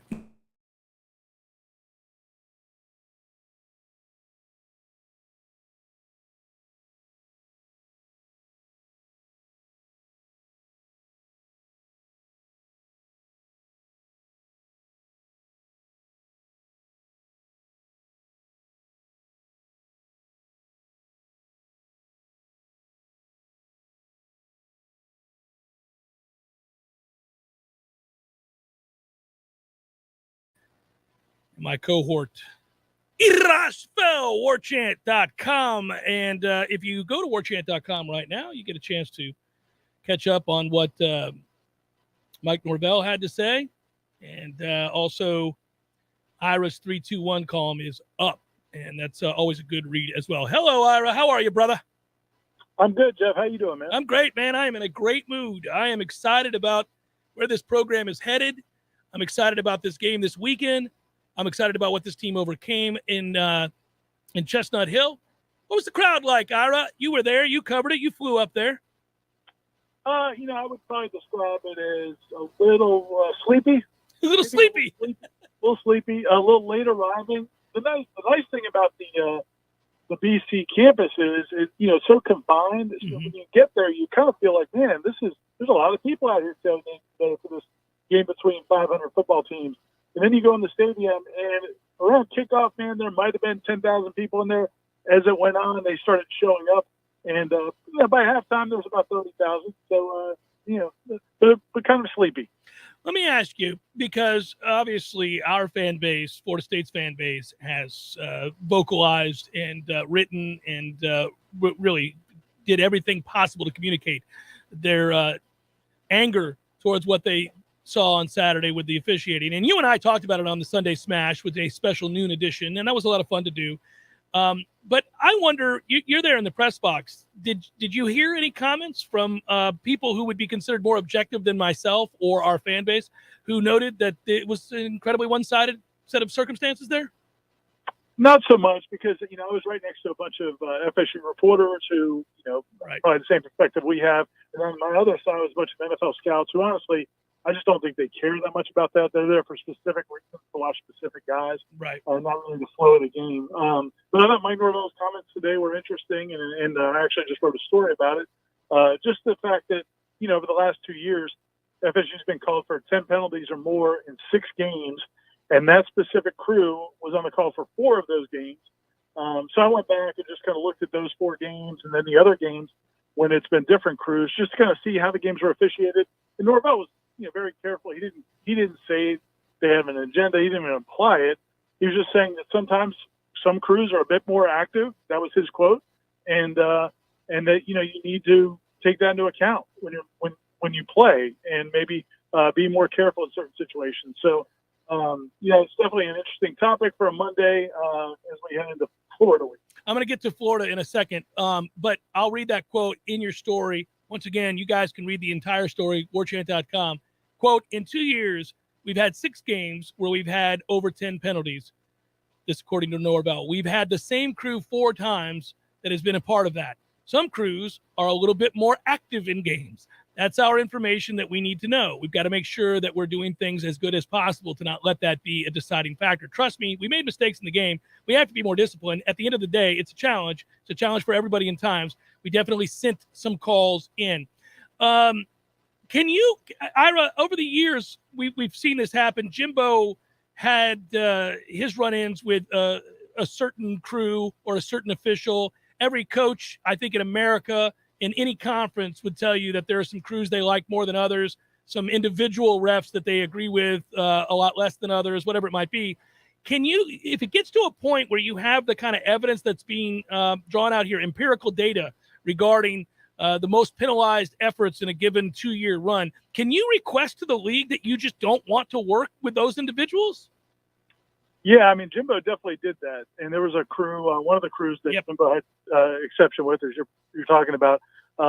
Basically, he let them know, and it helps when you won a national championship, to say, you know what, I'm not getting that crew again. Or maybe we'll get them one every 2 years, but I'm not going to get them multiple times, and certainly not in big games. So, yeah, part of it is, you do have, I wouldn't say it's even an official discretion, but you can kind of make those kinds of requests. Now, you can't have agendas against every official in the league and just keep Xing them all off. Correct. But if there is one situation that seems to be a problem, I think you can make that kind of request and then see if they abide by it. Sometimes they do, sometimes they don't.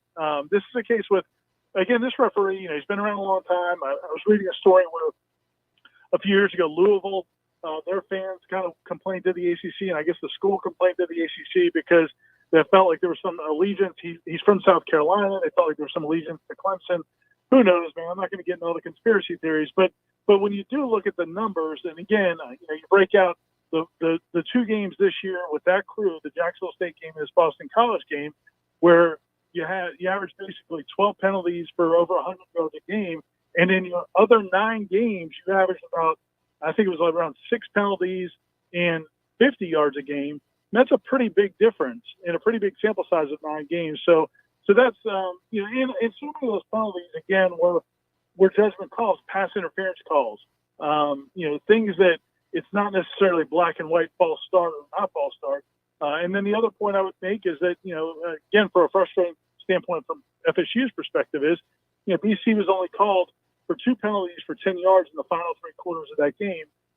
It seems surprisingly efficient for a team that was trailing 26-3 at one point. So the opponent on Saturday is the University of Florida, obviously, as we well know, and it's hard to make of what we'll see down there in Gainesville this week. Ira, I want your personal opinion on that. Obviously, they fired Dan Mullen. I documented for everybody to start the show after we went through the glory of Florida State's victory on the road. how quickly things can change, both good and bad. And you see it encapsulated this very football season between these two bitter rivals. On the one hand, Florida State was 0-4. People pointing fingers at Mike Norvell and his staff, saying this isn't the group to get it done. What's going to happen? Florida State remains down. This is embarrassing. Now, all of a sudden, right now, certainly you feel like that momentum has shifted. Perhaps it's true. Florida State is the most stable program in the state right now, with Miami on the cusp of maybe firing their head coach, already having fired their athletic director. And now Dan Mullen is told to have a good day in Gainesville. And this is on the heels of a guy that, well, he had the winningest first 35 games of any coach in school history. So how quickly that turned around. Does Florida show up on Saturday? Do you think they'll play hard? That's a great question. My first inclination is to say it's not going to work in their favor. I think in most cases it doesn't necessarily, but there's some extenuating circumstances here, of course. You got a rivalry game, so that's a big part of what's going to get them excited. And they know FSU desperately wants to get to a bowl game, so you could kind of keep, not only with, I don't even know if they want to get to a bowl game, but they might want to stop FSU from getting to a bowl game. But the other wild card is I don't really know the relationship between these players and their interim coach. Because, if you think back to when Odell took over both times, the players did rally around Odell. They rallied around him, and they wanted to play well for him. Florida State really played some of the most cohesive games over a 4 or 5 year stretch in those games when Odell was head coach, which is why FSU had to consider hiring him at one point for the job because of that response. I don't know that they're going to have a similar type situation. I mean, Odell, the guy's a legend, is a player, and has been a coach here for 25, 30 years. He bleeds FSU. So I don't know that their circumstances are going to reach that same level of passion. But I also think, they're obviously under the microscope. Mullen was not beloved in that locker room. So maybe they do rally around each other. I think they'll play hard early. The question is, if it's in the third or fourth quarter, do they want it as much as Florida State wants? Yeah, I think you chin check them early, man. And you got out there, you hit, you say you're here to play all day, and that this means the world to you. And if you can't match the intensity and effort, then you're going to get blown out. And maybe they do. Maybe they do. Maybe they say, okay, yeah, we're here too. And then we get ourselves a classic in this, as much as it can be between 2, 5, and 6 teams. But, I mean, I do say this, and Ira, I mean, we've covered this team a long time. I've been coming to Florida State games forever, and, obviously my love of Florida State is well documented. I will feel better about this season and the result of it at 6-6 if they cash in the chips and sweep their rivals in the state, gain the momentum necessary, as we've seen over the last several weeks in recruiting, and go to a bowl than I would about certain seasons in which they won 11 games. It's just crazy the circumstances that have played out this year finds this team, I think, eminently lovable. Yeah, it really is amazing. And I think, when you look at it, especially when it was 0-4, you're thinking this season is a complete disaster. All of their hard games are in the second half of the season.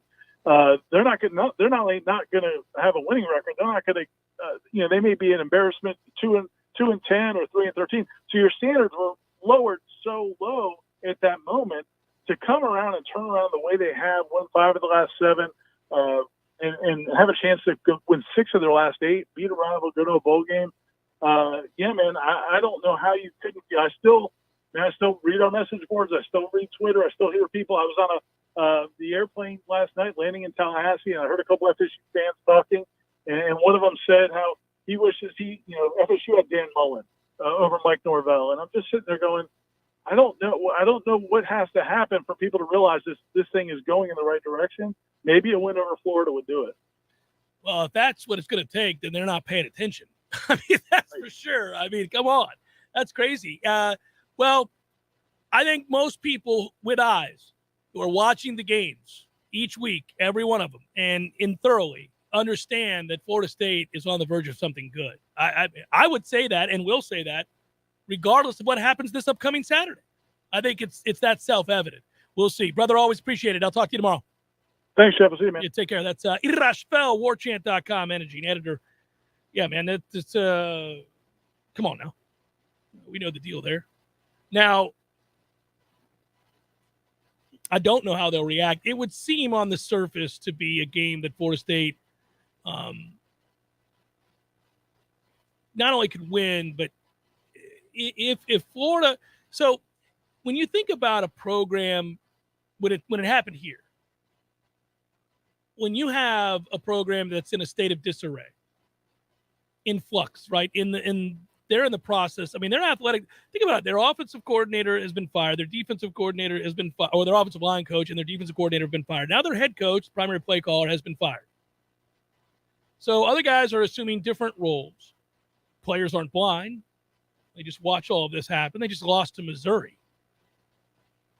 And that's not a good look. They may hate Florida State. They may see the gun and the goal. They may see the team take the field and their ire is raised and their pride kicks in and they decide, well, I can't just lie down. I'm part of this legacy. I'm part of this rivalry. This is a chapter in said rivalry. I don't want to be on the wrong side of a game where we give very little effort and they punch their ticket to a bowl game at our expense. Maybe. Or this isn't what I signed up for. What a mess. So this guy checked out on us. This university fired these guys. I don't know how much I want to be here. Maybe I need to be somewhere else. Maybe, do I really want to play to go to a bowl so I could spend more time with these a-holes? We'll see. It's hard to judge. I mean, you know what happens too with us, all of us? Because most of the people who are passionate about sports certainly grow up playing sports. And like the most unforgivable thing in the world is to quit. I mean, everybody knows you can't just quit. I mean, we've all played on bad teams. Sometimes you're just not good enough, but you never quit. You might lose because you're not big enough, strong enough, fast enough. Maybe the other guy is that much better. Maybe. And it happens, but you don't ever quit, right? So when we think about teams and players, we think, well, they're going to show up. They're certainly going to show up. But you know what? The results in the data, in the examples around the country at certain times late in the season suggest otherwise. Teams quit all the time. Players quit all the time. It seems unimaginable to you and me as individuals, but when we watch it, I mean, how many times have you seen it? We've watched teams quit countless times. I mean, you'll see a rivalry game, you're like, ooh, oh my goodness gracious, how'd that happen? They're down 56-0 in the third quarter. Well, they quit. That's how it happened. So I think everybody is going to watch Florida for Quit Watch. It'd be nice. It'd be okay, guys. We understand your plight. It's a desperate plight. Sad situation. Your university has failed you. Your athletic director failed you. Your head coach failed you. Your offensive line coach failed you. Your defensive coordinator certainly failed you. It's okay if you just lay down. End it now, guys. Go to Christmas break. You don't need this game, Florida. You know, what is this game? Who are you fighting for? Who are you fighting for? Call it a day. Let your brothers in the state who do care, who have worked hard, who are bought in, who continued to fight and show resiliency, let them go on to the bowl game. Hey, in fact, the quicker you lay down, the easier it is for them to go. They'll probably be more healthy. I don't see a reason for you to compete this weekend, Florida. Come back, wrap it up. Momentarily, Jeff Cameron Show, 93.3 Real Talk Radio, Warchant TV. Looking for a great deal on fast, reliable home internet? Switch to Xfinity for a great low price of $20 a month for 12 months with a 1-year contract. Or did you know you may be eligible to qualify to get free internet for a limited time through the Emergency Broadband Benefit Program? That's right. You could qualify for free internet and get equipment included at no extra cost while this temporary program lasts. That's incredible savings on fast, reliable internet. Visit Xfinity.com/free to learn more. Ready for even more value? Add Xfinity Mobile, and you could save up to $400 a year on your wireless bill. Go to Xfinity.com, call 1-800-XFINITY, or visit an Xfinity store today. Requires paperless billing and auto pay with stored bank account. Ends 12/31/21. Restrictions apply. New Connect Internet customers only. Equipment, taxes, and fees extra and subject to change. After term, regular rates apply. Compares optimized pricing of top carriers. Xfinity Internet required. Our partners at ISF know you want to do amazing things. You have big ideas and goals for the future. For over 40 years, ISF has focused on solving the future for state government through strategy, process, and technology. As a national management and IT consulting firm, ISF has the expertise to transform strategies, refine processes, and implement solutions to lead you in today's changing environment. ISF, your vision plus our expertise brings your brilliant ideas to life. Visit ISF.com to learn more. ISF, solving the future. T-Spark Enterprises, roofing and construction services. T-Spark, T-SparkConstruction.com. We conquer all peaks. We fix those darn leaks. Call 850 766-1340. T-Spark Enterprises, roofing and construction services. T-Spark, T-SparkConstruction.com. License number CCC 1331204. Hi, I'm Andy Cohen with Florida Farm Bureau Insurance. When I was a law enforcement officer, I devoted my life to a career of service and protection. And as an agent with Florida Farm Bureau, I'm continuing that promise. Farm Bureau Insurance has been protecting what matters most for over 75 years. Your home, your auto, your family, your life. Who's protecting you? Give me a call, 850-671-FARM. That's 671-FARM. At Florida Farm Bureau Insurance, helping you is what we do best. Crawfordville Auto and Tire. Crawfordville Auto and Tire. Oh, hey there. I was just singing the praises of Crawfordville Auto and Tire. They do just about everything. Complete engine rebuilds, brakes, shocks, tires, oil change, you name it, they do it. And they offer a 12-month, 12,000-mile warranty on all parts and labor. Most of the time, they can service your car the same day and offer towing to help you get to the shop. Now that's something to sing about. Open weekdays from 7:30 in the morning until 6 at night. Crawfordville Auto Repair and Tires. There ain't no school, he's keeping you comfortable. This is Kyle, Service Manager from Barano Heating and Air. Schedule an appointment from your mobile device to learn about our Total Comfort Service Program. With guaranteed same-day service, 15% off necessary repairs, and $25 berry books to use towards air filters and other products. Turn to the experts at Carrier and Barano Heating and Air. Any day, anytime, anywhere. Online at baranoac.com. Florida license CAC 1816-186. Live and living color and totally free. Subscribe to Warchant TV on YouTube, the digital home of Warchant.com. From the practice field to pregame and the phone calls afterwards, Warchant's YouTube channel is home to live programming like Seminole Headlines, Wake Up Warchant, The Jeff Cameron Show, as well as Trench Talk, a live Q&A with Noles offensive lineman Devontae Love-Taylor. Just search Warchant on YouTube and click or tap the subscribe button. That's it. It's totally free. Warchant TV on YouTube. Just another reason we're the ultimate Seminole sports source. The Jeff Cameron Show, brought to you by Orange Theory Fitness. 2 Tallahassee locations, Midtown on Thomasville Road and Northside in the Village Common Shopping Center.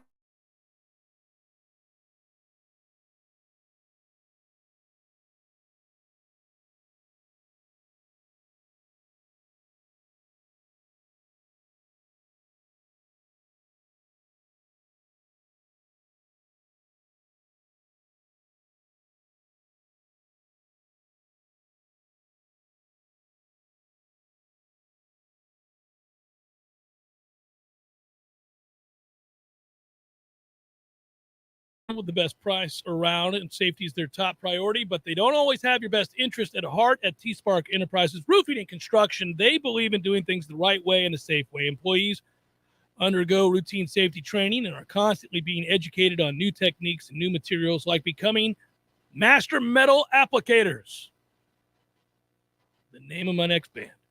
You considered a new metal roof before, long-lasting and durable, you're in luck, because T-Spark Enterprises Roofing and Construction are the best in town, period. Call them today at 766-1340 or get a free quote today at tsparkconstruction.com. I know in a moment we'll need to point to another one of our great supporters and give you a game. We got Monday Night Football with the Buckaroos tonight, buddy.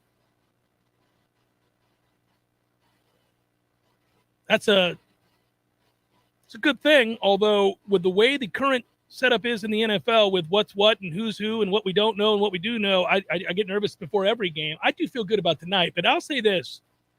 I've been very careful this year for lots of reasons not to overreact to any one result in the league. You try to amass several indicators, several data points that tell you something, not a hiccup or a stretch of two. But, for example, are you seeing enough evidence right now to believe that the Indianapolis Colts are actually a good team? I am. They will run the ball on your ass. That's what they will do. And they are an extremely physical team who just embarrassed the Buffalo Bills in their place. Right now, basically, if Buffalo plays anybody who's any good or not, they lose. That's a weird turn of events in Buffalo. But it's true, too, of looking around the league and any given Sunday and going, what just happened there? Kansas City's defense, which was the laughingstock of football to start the year, is now 4 games in a row good. 4 games in a row really good on defense as they dispatch of Dallas. we go through this a lot every weekend. You see a result where you go, what was that? How did that happen? I mean, how did the Houston Texans just roll into Tennessee and beat the Titans? They did. And it wasn't a fluke. Look at the yards per play. Look at the total yardage. Look at the dominance shown by Houston in that game against the Tennessee Titans. Houston a better team than Tennessee? No, not close. But they were that day. It wasn't by accident that they won that game. Now, Tennessee turned it over, but some of those were forced, and Tannehill looked terrible against that defense. I don't know what we see tonight. I'm riding a high right now in the NFL because of the 6-point teaser pleasers. They have done me right. We cashed on several of those over the weekend. I had another one, which I should note. I'll actually attribute this one to our friends at North Florida Payroll Services, locally owned for nearly 15 years, offering payroll and HR services, including full online applicant onboarding and integration into payroll. Save your company money and headaches today. Head to northfloridapayroll.com. Go ahead. You can put a little thingy there so that they get their plug. Hey, Big Daddy, having some Red Russians tonight? We'll know in about 47 seconds. To an open wing. It's picked up by Dowdy and empty net. He scores. Hot damn, Big Daddy's done it again. Red Russians all around, Teddy. All right, Big Daddy. The game that I had, maybe I'll need to look forward here to tonight's game, but the game that I had that seemed like a no-brainer, and if you've listened to me over the last 2 years, you know it. Cam Newton can't play, everybody. That Washington pick straight up on the money line was easy money. Cam Newton can't play. Why were people celebrating that pickup off the streets? Nobody celebrates Cam more than Cam, only to watch him go out there and lose to Washington. That was part of a 6-point teaser pleaser, but I followed it up. Took Detroit plus 13 against Cleveland because Cleveland's not good. And there it was. Thing of beauty. That's it. That's all, right? We're rounded out. We're saying goodbye. Good work, Matthew. Appreciate you, brother. Thanks to all of you guys. Be well. We will talk to you tomorrow on Seminole Headlines. Peace.